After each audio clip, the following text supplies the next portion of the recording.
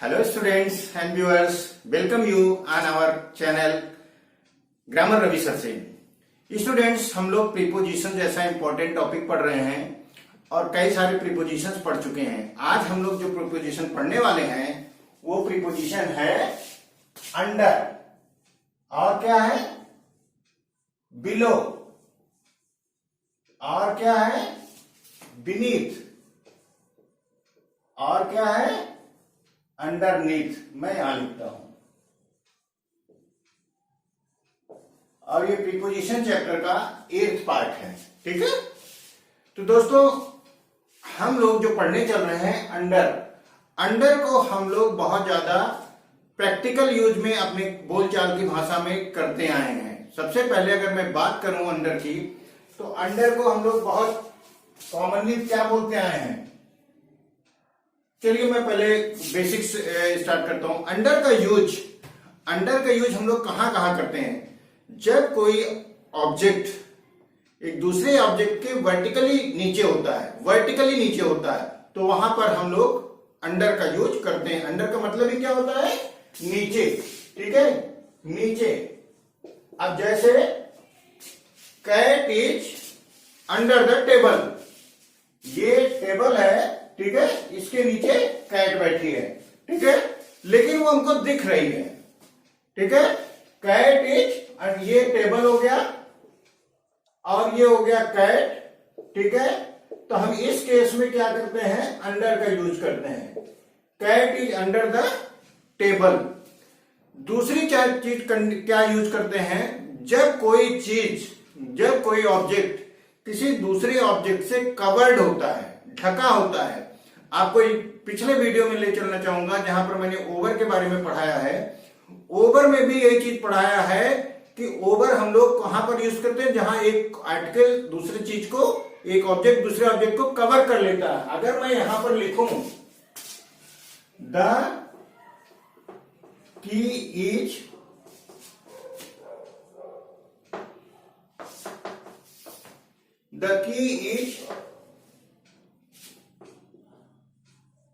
Under the pillow. ठीक है, की इज अंडर द पिलो। दूसरा लिखो book is under the bag. अगर इसको हम स्केच में इलिस्ट्रेट करें, ये मान लीजिए तकिया है, 3D तो यहां बन नहीं सकता है। ये चाबी है, ठीक है, ये चाबी, इसी के ऊपर हमने तकिया रख दिया, यानी अब चाबी दिख नहीं रही है। ऐसे केस में हम लोग अंडर का यूज करते हैं। The book is under the bag. Under the bag मतलब यहां पर बैग में नहीं, ध्यान रखिएगा। अंडर द बैग का मतलब बैग के नीचे। ठीक है, जो कि पूरी तरह से कवर्ड है। अपनी बात को और स्पष्ट करना चाहूं ओवर को लेकर के, जो मैंने पढ़ाया था, अगर हम इसको क्या लिख सकते हैं, pillow is over the key. ये लिख सकते हैं ना कि पिलो ने की को ढका हुआ है। यहां पर क्या है, की के ऊपर पिलो है। तो ऐसे में दोस्तों बच्चों, जहां पर कोई चीज कवर कर रही हो और नीचे हो, उसके संदर्भ में हम लोग अंडर का यूज करते हैं। ये हुआ पॉइंट नंबर 2। पॉइंट नंबर 3, जब कोई चीज नीचे के रास्ते से एक तरफ से दूसरी तरफ जा रही हो, जैसे कैट इज, यहां समझ, पूरा जो क्लास है, पूरा जो सेशन है वो आपको समझाने का है, रेदर देन के रटाने का। ठीक है, ये मैं समझाने की कोशिश इसलिए करता हूं, वो लॉन्ग टर्म मेमोरी में जाता है आपके। यहां पर कैट इज, या ऐसे लिखने ज्यादा अच्छा एग्जाम्पल पड़ेगा, ball is rolling under the bed. ठीक है, cat is walking under the bed ही लिख लें। ठीक है, यानी बेड में इतना नीचे स्पेस है कि एक बिल्ली उसके नीचे से वॉक कर रही है, ठीक है, इस तरफ से उस तरफ जा रही होगी, बाल रोल कर रही है, ऐसे केसेस में भी हम लोग अंडर का यूज करते हैं। तो ये 3 पॉइंट्स आपने अभी तक पढ़े स्टूडेंट्स। आगे हम लोग अंडर के बारे में क्या पढ़ना चाहते हैं, जो सबसे इंपॉर्टेंट है। अंडर का यूज हम लोग किसी पर अब कंट्रोलिंग पावर दिखाने के लिए करते हैं। कंट्रोलिंग का मतलब मेरा इस पर कंट्रोल है, जैसे Ramesh is under me,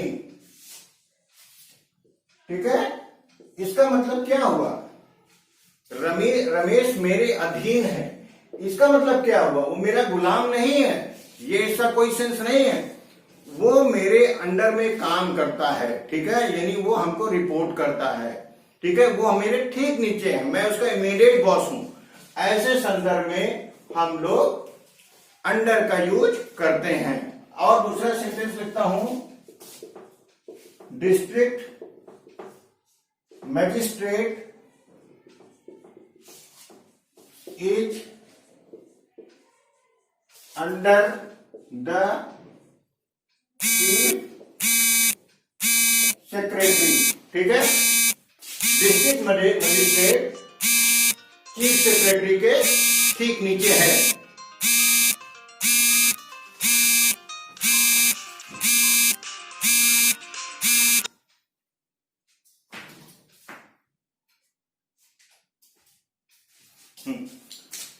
district magistrate is under the chief secretary, district magistrate chief secretary के नीचे है। यहां पर यह मतलब होता है दोस्तों कि ये इसको रिपोर्ट करता है, ठीक है, इमीडिएट बॉस इसका ये हुआ। तो हमें इस संदर्भ को जानने की जरूरत है कि जब हम डिजिग्नेशन के संदर्भ में करते हैं तब इसका क्या रोल होता है, क्या मतलब होता है दोस्तों, अंडर कैसे यूज किया जाता है, ठीक है। अंडर को हम लोग, अभी मैंने बोला कि आप लोगों ने एक वर्ड सुना होगा, बहुत कॉमन, बचपन से सुनते आ रहे हैं, ओवर एज हो गए, सुना है, ओवर एज हो गए। उसी तरह वर्ड है अंडर एज। अंडर एज की तरह ही बहुत सारे वर्ड्स हैं। आपने को मैंने बताया था प्रीफिक्स, जब ओवर के साथ बहुत सारे प्रीफिक्स लगते हैं या ओवर बहुत सारे वर्ड के साथ एज ए प्रीफिक्स काम करता है, अंडर भी बहुत सारे वर्ड के साथ प्रीफिक्स का काम, प्रीफिक्स एज ए प्रीफिक्स काम करके उसके मीनिंग को एक दूसरा अर्थ देता है, ठीक है। अब जैसे अगर मैं अपनी बात करूं यहां पर समझाने के लिए, ठीक है, ये है 1/1/2021, ठीक है, 1/1/2021। कोई एग्जाम है, उसके लिए मिनिमम क्वालिफिकेशन 18 ईयर है, मिनिमम एज, ठीक है, मिनिमम एज 18 ईयर है। और कोई बंदा 1 जनवरी को, ठीक है, 17 ईयर और 364 दिन का हो रहा है या उससे नीचे हो रहा है, 17 साल 9 महीने 8 महीने 7 महीने, तो हम क्या कहते हैं, वो अंडर एज है, यानी अभी इस एग्जाम के पॉइंट के लिए वो अंडर एज है। किसी एग्जाम के लिए अगर एक 21 को कोई ये कहता है कि 18 साल कम से कम उम्र होनी चाहिए, ठीक है, या मैक्सिमम उम्र 18 होनी चाहिए, मैक्सिमम, ठीक है। तो अगर कोई बंदा 18 साल 1 दिन का हो रहा है तो इस तारीख को क्या हो जाता है, वो ओवर एज कहा जाता है, ठीक है, ओवर एज कहा जाता है। तो हमें यहां ध्यान रखना है कि अंडर एज हम लोग यूज करते हैं। इसी तरह बहुत सारे वर्ड्स हैं, ठीक है, जो कि हम लोग अंडर वाटर मतलब पानी के नीचे, अंडर बियर, ठीक है, अंडर बियर, ठीक है, बहुत सारे ऐसे वर्ड्स हैं, आप समझ लो, मतलब गिन नहीं सकते, इतने सारे वर्ड्स हैं। तो दोस्तों, as a prefix under is an important word, as a preposition it's a very important word, जैसा कि मैंने यहां पर आपसे डिस्कस किया। तो अंडर को लेकर के अगर मैं आपसे बात करूं तो अंडर को आप इस तरह से समझिए कि जब कोई चीज वर्टिकली नीचे हो, कोई चीज दूसरी एक छोर से दूसरी जब रोल आउट हो रही हो, तो मैं समराइज कर रहा हूं, ठीक है, कोई चीज कवर्ड हो, वहां पर हम लोग अंडर का यूज करते हैं। कोई किसी के अधीन है, ठीक है, अधीन रिपोर्ट करता है, काम करता है डिजिग्नेशन में, वहां पर हम लोग करते हैं। ये सब जब 5-6 पॉइंट्स आपके दिमाग में रहेंगे तो आप कॉम्पिटिटिव एग्जाम्स को हैंडल कर लेंगे। बाकी कॉम्पिटिटिव एग्जाम का जो अंडर को लेकर के लेवल है वो भी हम जब एक्सरसाइज कराएंगे तो उसमें हम आपको बढ़िया से और भी उनके जो SSC, bank, railway, NDA, CDS, CPO इन सब की परीक्षाओं में पूछे गए हैं उनको लेकर के हम डिस्कशन एट लेंथ करेंगे। ठीक है, तो ये हमारा अंडर को लेकर के डिस्कशन हुआ। दोस्तों अब हम आते हैं दूसरा प्रीपोजिशन बिलो। ठीक है, दूसरा प्रीपोजिशन हमारा क्या है? बिलो। बिलो को अगर हम ऐसे पढ़ लें, लिख लें टाइम भी, बिलो। दोस्तों लो स्तर को बताता है नीचे की, ध्यान रखिएगा मेरी बात, स्तर की बात कर रहा हूं। स्तर को अगर और स्पेसिफिक बोल दो तो ये क्या, इसका मतलब क्या होगा?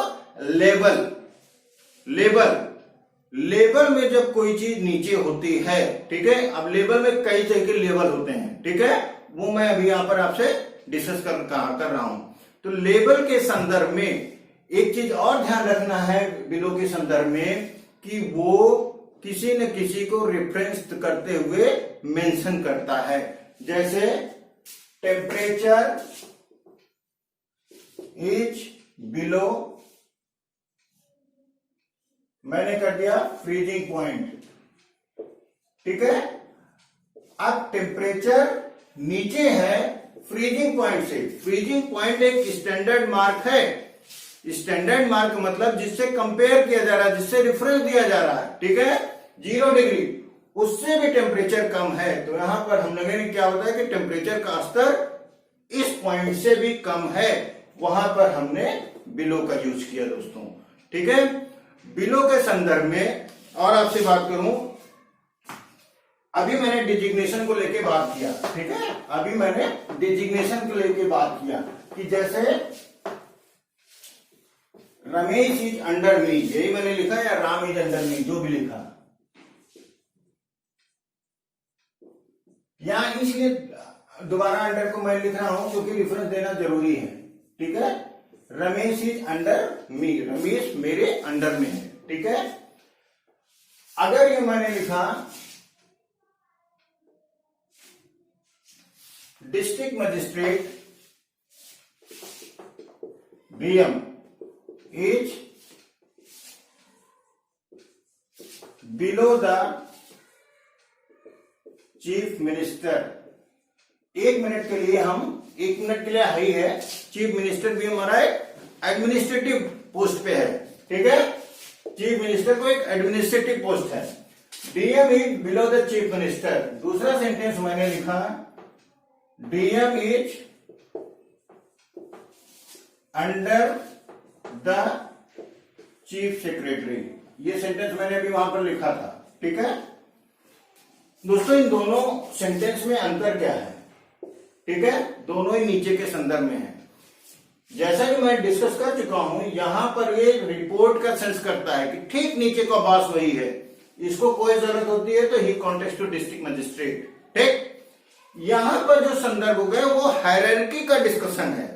क्या है? हायरार्की का डिस्कशन है कि ये इसके बाद ये, इसके बाद ये, इसके बाद ये, या चीफ मिनिस्टर के नीचे कौन? चीफ सेक्रेटरी, चीफ सेक्रेटरी नीचे डिस्ट्रिक्ट मजिस्ट्रेट, डिस्ट्रिक्ट मजिस्ट्रेट नीचे अगर एडीएम है तो एडीएम हो गया, एडिशनल डिस्ट्रिक्ट मजिस्ट्रेट। ठीक है दोस्तों, ये जीके के लिए मैं नहीं बोल रहा हूं, आप इसको बस for understanding this subject only है।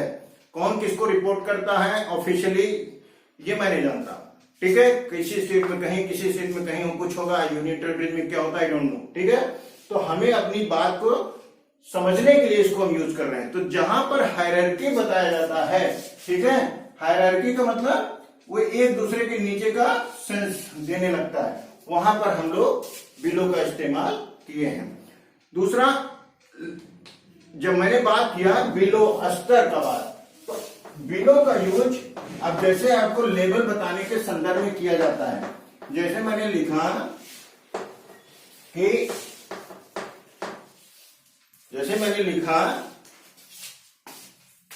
Please avoid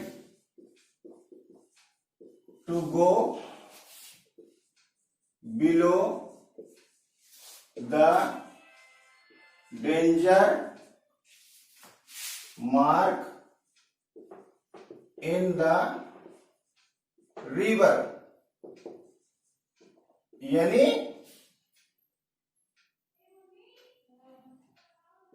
below. यहां पर दोस्तों क्या करना है, बिलो का यूज एक स्तर बताने के लिए किया गया है। ये 3 स्तर हैं, जैसे सीढ़ियां बनी होती हैं जहां पर लोग स्नान वगैरह करते हैं, घाट वगैरह, चेन भी लगी होती है। सपोज दैट यहां पर चेन लग गई, ठीक है, यहां पर चेन लग गई।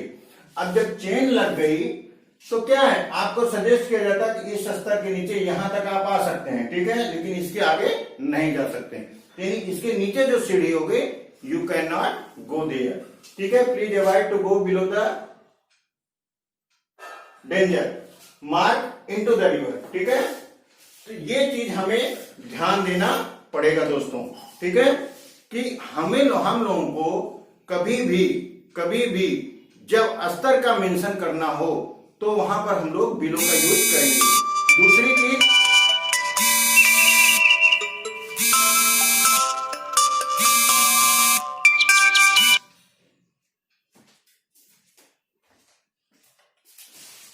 चीज, अब जैसे लेवल की बात कर रहा हूं, यहां पर एक घड़ी लगी है, ठीक है, इसके ऊपर एक घड़ी लगी है, तो हम लोग क्या कहते हैं, board is below the watch. यहां पर लेवल का क्या मतलब, एक लेवल तो हो गया नीचे। यहां पर अगर देखें कि दोनों का लेवल, दीवार का और घड़ी का एक ही लेवल है, ठीक है, ऐसे संदर्भ में भी हम लोग बिलो का यूज करते हैं, ठीक है। Window is below the painting, यानी पेंटिंग ऊपर लगी है, उसके नीचे बिलो, दोनों का बेस लाइन, बेस क्या है, दीवार ही है। और बिलो का संदर्भ का यूज क्या, जैसे अंडर और बिलो को आपने कॉमनली यहां पर मैं समझाऊं कि अंडर क्या है, जैसे आपने कहा यहां पर कैट है, ठीक है, तो मैं ये बोला कि cat is under the table. अगर यहां पर कैट लगा है, कैट है, तो क्या बोलेंगे हम, बिलो द टेबल। क्या मतलब है, भाव एक ही, मीनिंग एक ही है, लेकिन भाव अलग है। मीनिंग क्या है कि टेबल के नीचे बिल्ली है, इसका मतलब क्या हुआ, टेबल उससे ऊंची जगह है और टेबल के नीचे वो है, दोनों का लेवल अलग है। यहां पर क्या है, ये मेंशन, कैट की पोजीशन ये बताई जाती है अंडर से कि वो ठीक नीचे है उसी के, ठीक है, पॉइंटेड हो जाता है, लेकिन बिलो उसका स्तर को मेंशन करता है। तो उम्मीद है दोस्तों कि अंडर और बिलो को लेकर के आपकी अंडरस्टैंडिंग पहले से कहीं ज्यादा स्ट्रांग हुई होगी। और कॉम्पिटिटिव एग्जाम का तो ये चैनल ही है, कॉम्पिटिटिव एग्जाम आपको एक लेवल देगा ये हमारे कम्युनिकेशंस, ठीक है। आइए दोस्तों समझते हैं अगला बीनीथ, ठीक है। बीनीथ दोस्तों, इससे पहले कि हम लोग आगे बढ़ें, मैं आपको बताता हूं कि बीनीथ, ठीक है, और ये था अंडरनीथ, ये है अंडरनीथ। मॉडर्न इंग्लिश ग्रामर, ठीक है, मॉडर्न इंग्लिश ग्रामर कहती है कि under is equal to beneath is equal to underneath, as per modern English grammar.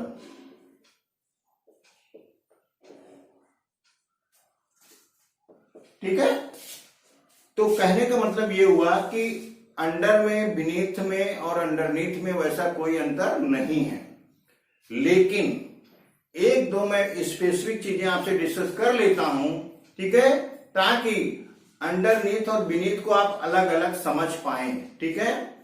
Beneath का मतलब वहां पर हम लोग ज्यादा यूज करते हैं स्पेसिफिकली, जैसे कोई चीज किसी चीज के नीचे दब गई हो, है मतलब नीचे ही, नीचे दब गई हो।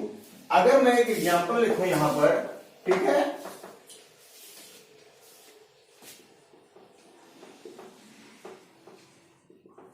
हर babies buried beneath the collapsed house, ठीक है, उसके बच्चे कोलैप्स में घर के नीचे दब गए, ठीक है। तो ये यहां पर beneath is the right word, ठीक है।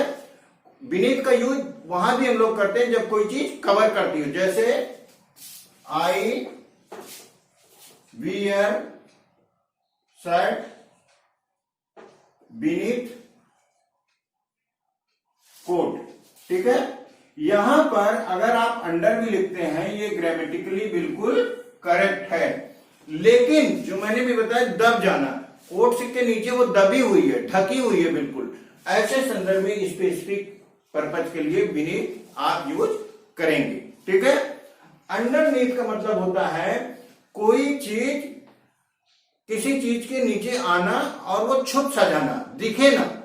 आप स्पेसिफिक चीज को पकड़िए, दिखे ना, ठीक है। दिखे ना का मतलब अगर मैं ये लिख दूं यहां पर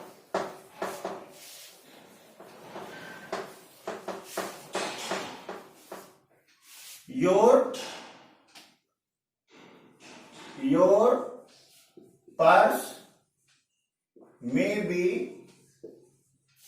underneath the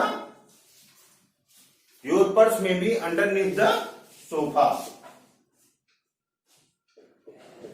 आपका पर्स सोफा के नीचे हो सकता है, अब वो क्या है, छुप गया है, दिख नहीं रहा है, ठीक है। ऐसे संदर्भ में हम लोग अंडरनीथ का यूज करते हैं।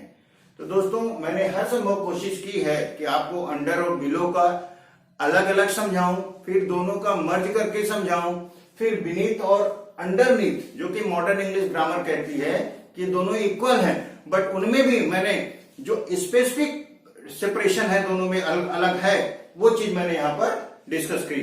उम्मीद है कि ये वीडियो आपके लिए काफी लाभप्रद होने वाला है और आपकी नॉलेज को एडवांस करेगा। थैंक यू दोस्तों।